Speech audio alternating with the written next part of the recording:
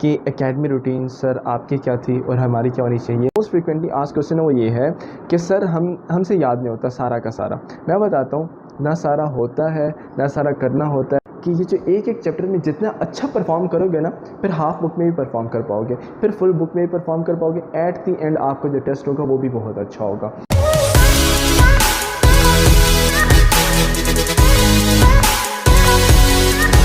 First of all, Assalamualaikum and welcome back to Mr. Dr. 6C channel. And today I'm here with a new topic. और topic ये है कि academy routine sir आपकी क्या थी और हमारी क्या होनी चाहिए। लेकिन क्वेश्चन ये नहीं है, एक्चुअल क्वेश्चन ये होता है हमारे पास कि सर हम एकेडमी जाते हैं लेकिन डेली बेसिस पे नहीं कर पाते, कैसे किया जाए, ये मेन क्वेश्चन है। अब देखिए, इसका जो सिंपल सोल्यूशन है वो मैं बताता हूँ आप लोगों को। आप एकेडमी में ना मोस्ट प्रोबेबली 6 to 7 आवर्स जाते होंगे ना, मैं भी इतने आवर्स जाता था। अब मैं आपको बताता हूँ करना क्या आप लोगों को। मतलब आपका जो मेजरली क्वेश्चन, जो मोस्ट फ्रिक्वेंटली आज क्वेश्चन है वो ये है कि सर हमसे याद नहीं होता सारा का सारा। मैं बताता हूँ, ना सारा होता है ना सारा करना होता है, ना कोई कर सकते हैं, एक बात। दूसरी बात मैं अपना बताऊं तो मुझसे भी नहीं होता था, ठीक है। करना क्या है, सिंपल सोल्यूशन बताता हूँ आपको। जो डेली बेसिस पे नोट्स कराए जा रहे हैं ना, वो अच्छे से करने, ठीक है। जो सर फिज़िक्स हो, केमिस्ट्री हो, बायो हो, इंग्लिश, नोट्स नहीं छोड़ने, एक बात। दूसरा, बायोलॉजी की बुक, अपनी प्रोविंशियल बुक कभी भी नहीं छोड़नी। आपकी जो बुक है बायो की, उसको ज़रूर रीड करना है, डेली बेसिस पे रीड करना है। फिजिक्स केमिस्ट्री की रीड करनी, लेकिन डेली बेसिस पे नहीं करनी। उसकी रीज़न वो आसान हो जाती है। मैं बायो की क्यों कह रहा हूँ, वो ज़रा लेंथी होती है, बेशक अपनी प्रोविंस की हो या फेडरल की हो, फेडरल की तो ज़्यादा लेंथी है। सो आप लोग क्या करोगे कि अपनी प्रोविंशियल बुक भी नहीं छोड़नी। बायोलॉजी बहुत लेंथी होती है, वो एक दिन पहले नहीं होती, ठीक है। सो ये चीज़ें आपने क्या क्या करना है, नोट्स करनी है डेली बेसिस पे, प्लस आपने अपने प्रोविंस की बुक करनी है, वो भी बायोलॉजी की, ठीक है। क्वेश्चन यह राइज होता है कि सर हम करें कैसे इसे। देखो, आप लोग करोगे क्या कि आप फॉर एग्जांपल जाते हो एकेडमी सुबह 8 AM, मोस्ट प्रोबेबली 7 AM, वापस आते हो 12 PM या 1 PM कर लो, ठीक है। आगे ना थोड़ा बहुत रेस्ट कर लिया। मैं आपको बताता हूँ, आपने सिर्फ 6 आवर्स या 7 आवर्स की डेली स्टडी करनी है, इससे ज़्यादा नहीं करनी, ठीक है। करना क्या है, इन 6 to 7 आवर्स में सिर्फ नोट्स याद करनी है, प्लस प्रोविंस की बायोलॉजी की बुक याद करनी है, ठीक है। अब मैं बताता हूँ कि फिज़िक्स और केमिस्ट्री की बुक कब करनी है। देखो, जब ही फिज़िक्स और केमिस्ट्री का टेस्ट होगा, फॉर एग्जाम्पल अनाउंस होता है जी आपका वेडनेसडे को फिज़िक्स का चैप्टर का टेस्ट है, ठीक है।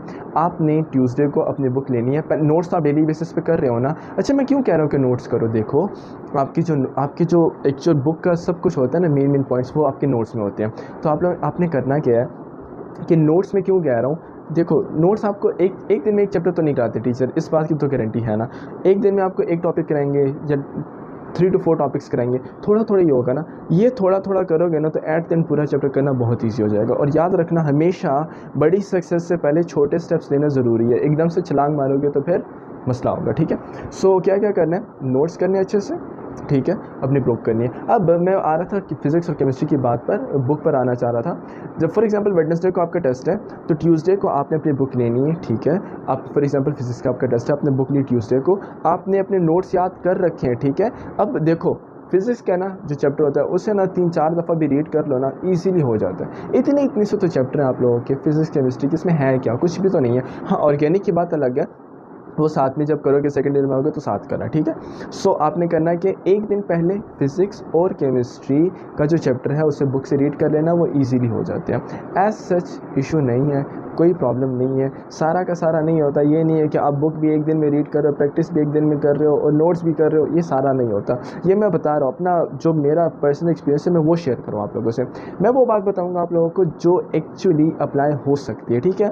एक बात ज़रूर याद रखना कि ये जो आपके टेस्ट होते हैं ना एकेडमी में, होता क्या है कि आपकी डे वाइज, आपके चैप्टर वाइज भी टेस्ट होते हैं, फिर हाफ बुक टेस्ट होते हैं, फिर फुल बुक टेस्ट होता है। एक बात मैं ये बताना चाहूँगा, यहाँ पे ऐड करना चाहूँगा कि बच्चों याद रखो कि ये जो एक एक चैप्टर में जितना अच्छा परफॉर्म करोगे ना, फिर हाफ बुक में भी परफॉर्म कर पाओगे, फिर फुल बुक में भी परफॉर्म कर पाओगे। एट दी एंड आपका जो टेस्ट होगा वो भी बहुत अच्छा होगा, जो आपका MD-CAT का टेस्ट होगा, ठीक है। सो इन ही चैप्टर में ही एक्चुअल प्रिपरेशन करनी होती है। जो इन चैप्टर्स को करता है ना अच्छे से, इसमें अच्छे मार्क्स रहते हैं। हाफ बुक उसके लिए कुछ नहीं होते। जो डेली बेसिस पे करता आ रहा है ना, वो फुल बुक पे आराम से इजीली उसको टैकल कर सकता है। At the end MD-CAT test. एक बात बताता हूँ यहाँ पे, मैं एक पॉइंट ऐड करना चाहता हूँ कि मैं सच बताऊँ तो जब था ना, तो मैं फर्स्ट टाइम जब था तो मैंने क्या किया था कि जो चैप्टर वाइज टेस्ट नहीं होता, आपसे मैनेज नहीं होता, मुझे किसी ने नहीं बताया था कि कैसे करना होता है, मैंने आपको बता दिया।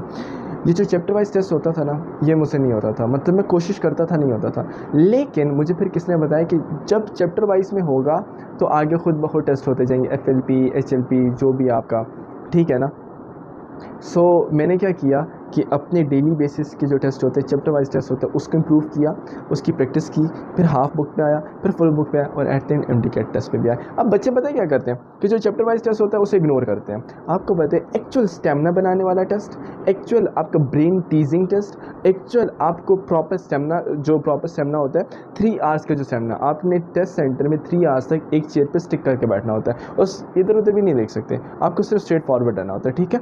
ये स्टेमिना, ये प्रिपरेशन, ये प्रैक्टिस, बबल फिलिंग प्रैक्टिस, ये कहाँ से आता है? चैप्टर वाइज टेस्ट से आता है। सो चैप्टर वाइज टेस्ट को कभी भी इग्नोर नहीं करना, ठीक है। ये स्टूडेंट्स, आज के लिए ये वीडियो यहीं पर एंड करते हैं and see you soon in my next video. Till then, अल्लाह हाफ़िज़।